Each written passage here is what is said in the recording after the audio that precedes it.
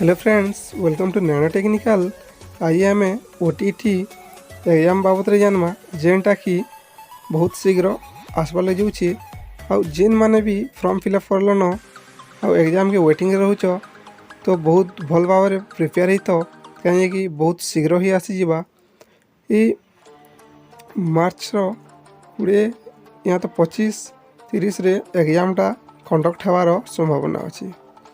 आमको ए पर्यंत तार मैंने नोटिफिकेशन नहीं मिलवार तार ऑफिशियल नोटिफिकेशन जे कि केवे एग्जाम हेबा बोली करी आउ एडमिट कार्ड आसबारटा। तो आपण मानकु मुई किसी फेक न्यूज देवा लेनी चाहबार से लगी सत कहूचे आउ नोटिफिकेशनटा आसबार बहुत शीघ्र तार मैंने आसीजा। तो जेन माने भी एग्जाम देवा लगे चाहून प्रिपेयर हो जाओ। देख मुई देखे दूचे आमर वेबसाइट के आसी करी है तो काना कि board of secondary education Odisha.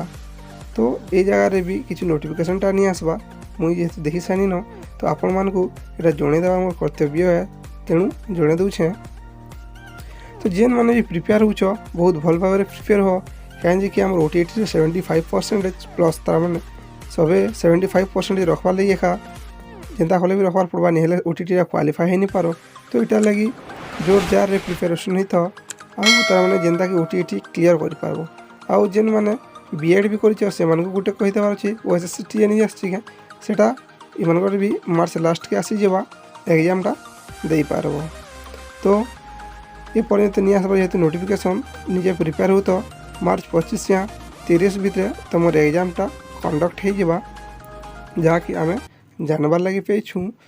आउ बहुत ताने एक रूल्स जेनता अच्छे से तो आम भांगी नहीं पारूँ से लगी आम बेसी इनफॉरमेशन भी आपण मानक दे नहीं पारूँ। तो thank you for watching my video. नुआ तो देखुले चैनल के सब्सक्राइब कर दियन, वीडियो को शेयर करूँ और लाइक करूँ जेनतिन कि निजर ही बा स्टूडेंट मानक आपण मानक ही फायदा अच्छे। थैंक यू नेक्स्ट वीडियो मिलवा कि चिंता ही नहीं करी।